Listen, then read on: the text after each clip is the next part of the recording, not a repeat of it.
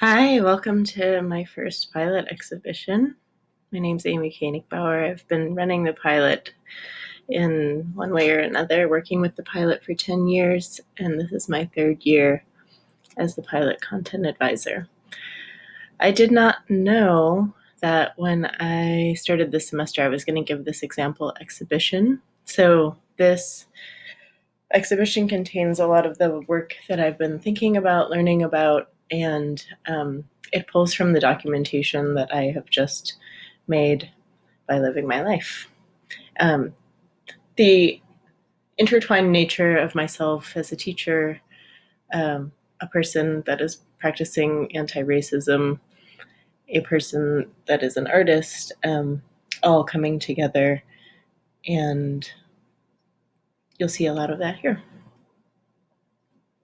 So first we're going to start with a moment to ground ourselves. This is a video that I made in late December in my new studio that I've been renovating this year. It's from maybe a new series. This is the first video of a series called Ease Options, where I share resourcing techniques. So I invite you to participate, and you can close your eyes. There's a kind of ambient white noise sound in the background. The video is about 49 minutes long, so when the sound stops, you can stop the action.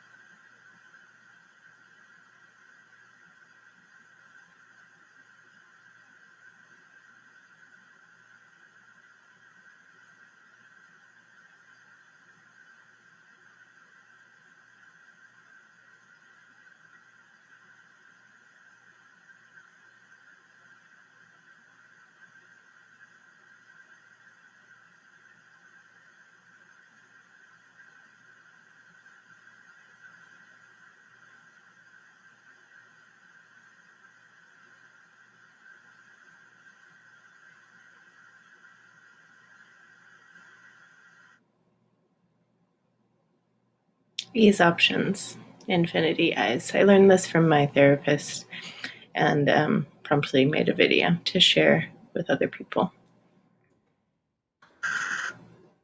So I won't lie that it's been very difficult to concentrate and put this together over the last 24 hours. I'm very disappointed in what's happened in DC starting yesterday afternoon. And sometimes when I think about ways to process or deal with really hard to understand concepts, such as like, why is this happening? What do people think they're going to get out of this? And why are they so scared? And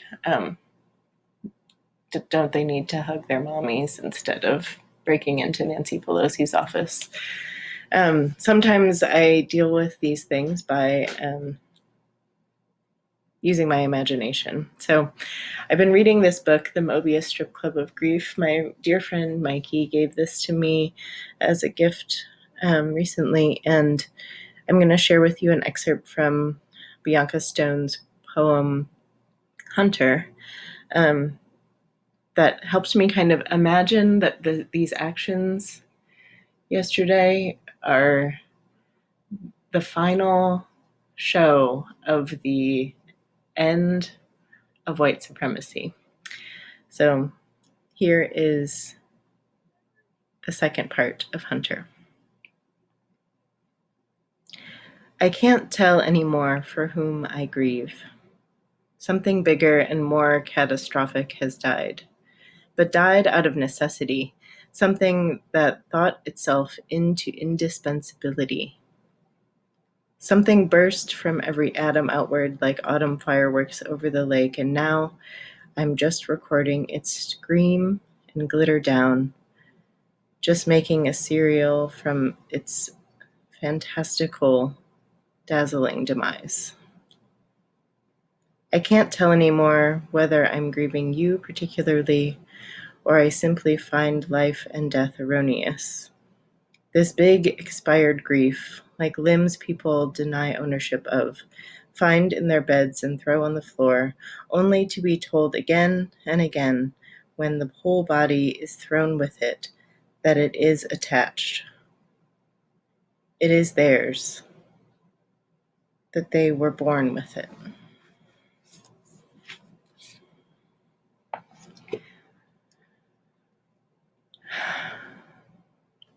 So I have often heard students and teachers and friends and myself in certain situations say that, they're confronting something, racism, bias, xenophobia, whatever it may be, and they want to help, they want to say something, but they don't know what to do.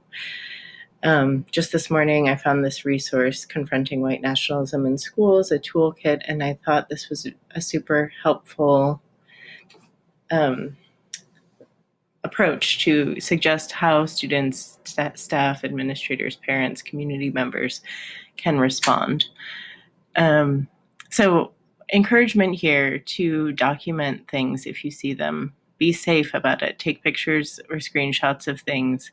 Write down things that people say. If you see graffiti of hate symbols in the bathroom, take a picture of it. Report incidents to multiple staff members. Tell me, tell your TA, tell Jody or Stephen, tell your school counselor, tell anybody, but talk to people. Talk to your classmates and your parents when you see something happen, and when something happens, you just feel it in your body, you feel it, and when something's not right. So when that feeling happens to you, please lean in and practice and find a way to say something.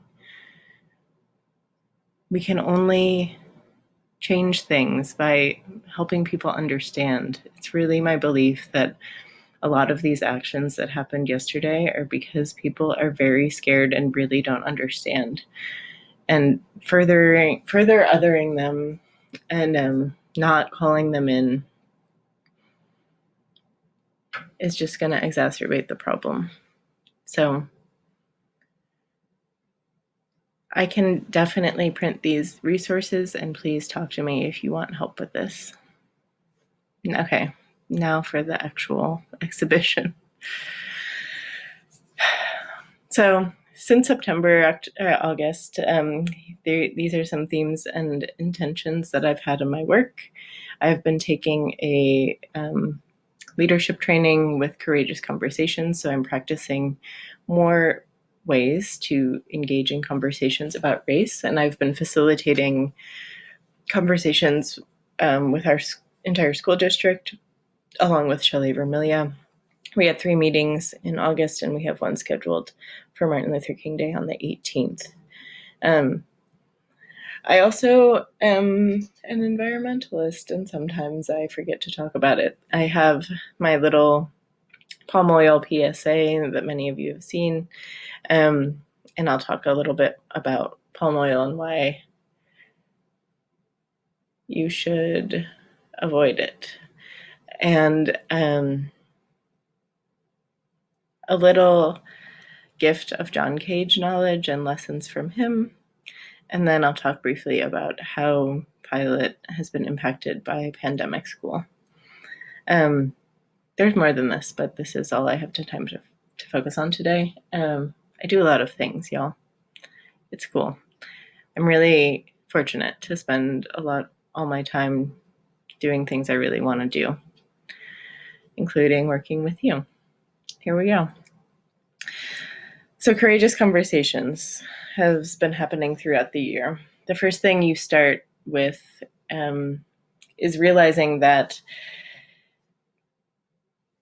this work is a journey, and there's something really true about teaching and racial justice work, that it requires a lot, both patience and urgency at the same time. I've been really feeling this. This was a quote from something we talked about in one of our first meetings with Courageous Conversations. And this both and kind of situation where I feel like, yes, we have to keep waiting. We have to, because the results that we want aren't happening, obviously. They're not here yet. And obviously, we also have urgent things to respond to and take action on. We can't just wait. We also have to be urgent. So how do we do both? Something to explore and think about. Courageous Conversations is really working on us memorizing two things, and they are agreements and 6 conditions. And so these agreements we've used actually in discussions with Seeking Social Justice last year, and I think they're really effective. I've only altered them slightly, and I'll explain that. So thinking about another, like with each of these agreements, one of the activities that we did was to say it in another way. So when I say stay engaged, what's another way you could define that? When we say experience discomfort, what's another way you could define that?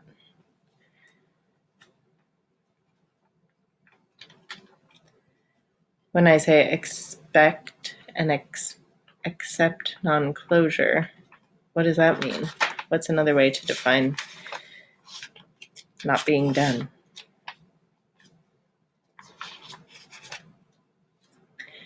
And this is the one that I altered.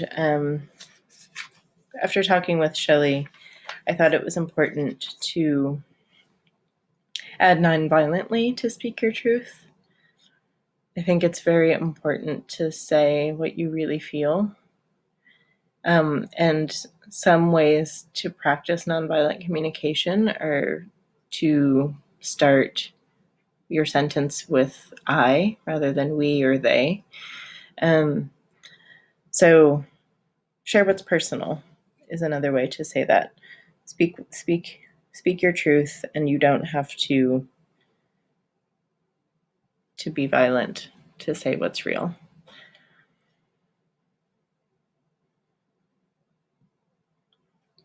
The 6 conditions are listed here, and I'm not going to go into all of these in great depth, but they are all very important. The one that I've been holding close to me this semester is the first one: keep it personal, local, and immediate. Personal, local, and immediate has kind of become a mantra of sorts for me in this work, and it is something that helps me to remember that when you look at a huge systemic problem like racism, it's easy to kind of look at the big picture. Imagine, as I do sometimes, the fall of white supremacy through a poem.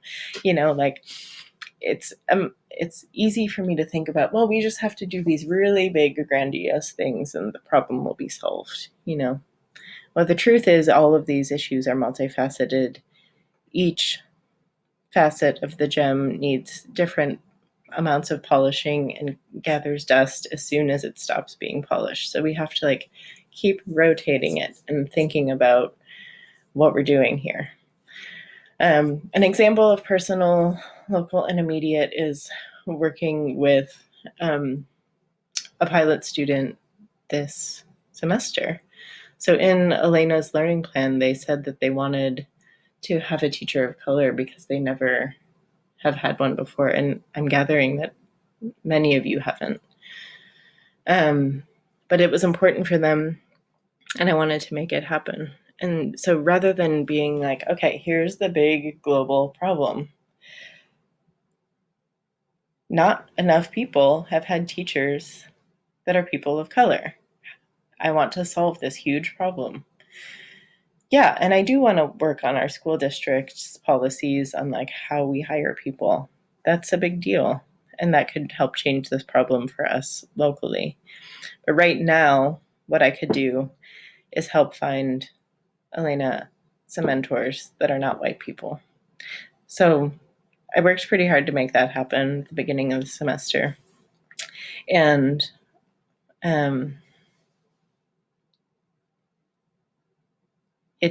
I think it's going well. I hope so. So these other ones, also important. I'll just go over them really briefly. So being here and now is really about personal, local, and immediate. Isolating race is also extremely important because in conversations about race, they often get tangential. People will want to talk about something else, about how it's really class and not race, about how, whatever, X, Y, and Z. And always bringing it back to race is important because it's easy to try to make it into something else because talking about race is uncomfortable for a lot of people. Normalize social construction and engage in multiple perspectives. So validating and validating the experiences and uncovering counter narratives. And I talk to you about this all the time. How do you find a different perspective? How do you make sure your resources are unbiased? Or if they are biased, that you're addressing that and you're understanding how they are biased. So always look for different racial perspectives, particularly because people of different races experience the world differently. Keeping us all at the table is number 4, monitoring agreements and establishing safe parameters. The agreements here are what we're referencing in number 4 of the 6 conditions. So creating safer spaces to empower brave conversations. How do we make it so that everybody feels like they have a place at the table and they're in the conversation? Establishing a working definition of race, one that we came up with in our conversation, is perceptions and experiences based on skin color. Just think about how you would define race without looking it up in the dictionary. And then the last one is to examine the presence and the role of whiteness. So to know your bias and your white privilege, to notice and dissect the lens of the racially dominant culture, to really understand that we live in our skin first, and it does impact everything we do. So I've talked to you a little bit about the iceberg model. This is important for a lot of reasons because you're thinking about here that, everything we see is just the surface. So something that just happened is only, as we say, the tip of the iceberg. I'm not going to get into this latter because we don't have time. So this iceberg model has really helped me not only with practicing anti-racism, but it's really been hugely helpful for many things. And I think when you look at something, you're maybe making an assumption or a judgment based on an event that happened or something that somebody said or is wearing or the car they're driving or anything, and you're just making an assumption. So going down into the patterns and trends, the structures, and the mental models that affect those events. This is the systemic nature of the beast here. There's always a lot more under the surface. So remembering that, just what else could be happening underneath there. For example, when people say something homophobic or racist or transphobic, I think a lot of times it's because they don't understand something. It's hard to admit you don't know something, and they're scared. So instead of bringing aggression to that person, how can you call them in and help them understand? Life practice here, keep keep looking at what happened, but understanding that there's a lot more underneath. So just one thing to consider, this is the compass, the Courageous Conversations compass. So a lot of times in our meetings, we articulate where we're coming from on the compass, and there is not just one answer. The four-pointed star in the middle is kind of a way of connecting. So when you're thinking about a topic, or let's say this question here, what role does your race play in who you are as a student or a teacher? Like, place yourself on the compass. Does that question make you feel like having a moral or an emotional response, or are you intellectualizing? Are you feeling it relationally? There's not one answer, and there's not one of these that's more important or more right than the other. It's just to kind of think about how we are reacting. That's the compass. So here are some things I'm doing with racial equity and inclusion work moving forward, realizing that this work is a journey and that I will be learning more about it for the rest of my life. Here's some things I'm doing soon. Taking a class with Shelley called Racial Equity, Intersectional Justice and Confronting Bias at School. And I'm also taking a trauma-informed schools class with Dave Melnick in the coming semester. I really believe trauma-informed education and anti-racism work are intertwined. And even though they seem kind of different, I'm excited to do these both at the same time. In the next semester, I'll also be busy. I also will continue to help facilitate racial equity meetings at in-service and for seeking social justice.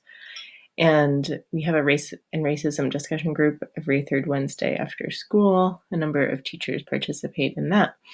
And just in general, just keep practicing engaging in conversation, leaning in when it seems difficult rather than going away and staying curious. All right, the rest of this is going to go a little bit faster because I haven't studied the rest of these things with as much depth. So, palm oil PSA. Here we go. This image is of a jungle, and then a deforested jungle, and a palm oil field. So these, you can see here that there is an extreme difference in biodiversity.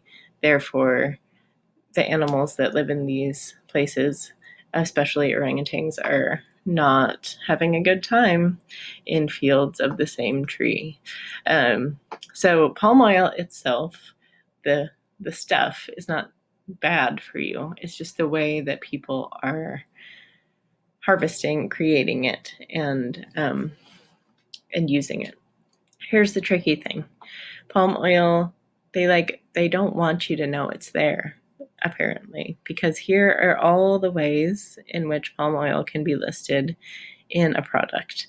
And this can be in your shampoo. It can be in the French fried onions that you put on your casserole. It can be in so many things.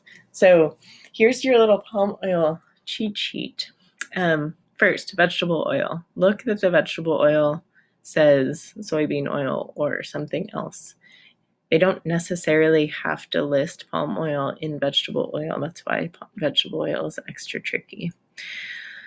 It might be hard to keep all of these in your mind. So one thing you can do is just memorize these 4 beginnings of many words. And that way you can check if that particular ingredient is a derivative of palm. So while, of course, it is important that bigger companies are more accountable than the individual consumer, it is, we have buying power. So don't buy stuff with things that have these ingredients, and you're more likely to not support the industry. Okay. Now we're going to go into a little bit about surviving school in a pandemic. So, what has pilot been like in a pandemic? I'm going to say, first of all, personalized learning for the win. Since March, I haven't observed a huge difference, to be honest, um, in how pilot students are interacting with school. In fact, in some instances, I think it's even like gotten better. Like you've gotten more engaged with your work. So I really believe that choice and like choosing something that you're passionate about is so important. And I think that has helped a lot of people engage with their project work. Second thing is not being together has not been great. It's really weird having this divided, like some people come in on some weeks, some people come in on the others. I really think part of the magic of the pilot is us all working in the same space together and feeding off of that energy. And, some people never come in. Some people never, you never see each other all at the same time. We can't participate in the Personalized Learning Summit this year because we can't all gather with people from different schools. But we are trying to make affinity groups happen and connect you with other people from other schools. So if you'd like a larger network, I'm trying to make that work. So let's talk about it. Yeah, and I think compared to a year before this in the pilot, we're really doing pretty well. I think we're on par. Like people are experiencing hard things. We're really dealing with it really positively, and I really appreciate all of you for the work that you've done so far and will continue to engage in. Little notes from John Cage. John Cage is a favored artist of mine. So maybe a month ago, in this picture here, you'll see my friend Dylan, who I went to grad school with, sent me this list of John Cage rules. And I had already come up to a couple other of his philosophies written in other books that were about drawing. So it's just that I think these lessons are really helpful. John Cage, again, is an improvisational artist, philosopher. He talks about chance mechanisms, which are really setting up pieces so that you have elements that are not under your control. And I think his work is just brilliant. And I think these two lessons have been the most helpful for folks. So as we continue to practice other things, we consider everything as an experiment. How do we really engage with that and look at something like a scientist, like, I tried that. These parts work. These parts didn't. How do I move forward? And also to really separate the creation and the analysis part of your process. Just enjoy the process. It really sucks to not be able to enjoy the process because you're like, oh, I don't like this already. How boring. Just make something. Lastly, here are some other little things I've been involved with. So this is a piece of mine that got published in a book called The Emergency Index. I'm not going to talk about this a lot because I didn't really work on it this year, but I did just receive the book. So this was exciting to be included in this volume. It's a piece that I performed at the Front Gallery last December. And it gets to be in this book with 310 other artist performances from 55 other countries. Yay! Here is me on the left going for a walk with Noah, who's a former pilot student. And here is me on the right in my safety gear renovating my basement. So just a little bit about enduring relationships. I'm accountable beyond, graduation to a lot of students. I have relationships with people that have graduated a long time ago, and that's important to me. Noah is definitely a friend, and I just love their work, and it's really important for me to continue to see people as you grow up. And my basement renovation is an example of perseverance. I am doing it kind of alone now because my friend Johnny, who excuse me, helped me with the renovation, his cancer has come back, and he has brain cancer, and he can't work with me anymore. So it's very, very sad and a super big bummer. And I don't care at all that the basement's not done. I just wish he could be well. But I bought these new hearing protection so that I could work on using the chop saw and the nail gun and all his fun tools that he let me borrow to finish the work. And this is the end, so I keep going. Thank you, Jake, for giving me a non-dairy ice cream cone and a balloon. I'm much more successful now. So questions and feedback requests is just in general, like I'm open to you telling me how I can be a more effective educator, like whenever. Advocate for yourself by telling me how I can do my job better. If you see any blind spots in my racial equity work, I'd love to hear about that. And I am starting a probably years and years long project where I'm documenting my teaching practice as an art practice. And what you saw here is all part of that. So any thoughts you have about that are welcome. Thanks so much.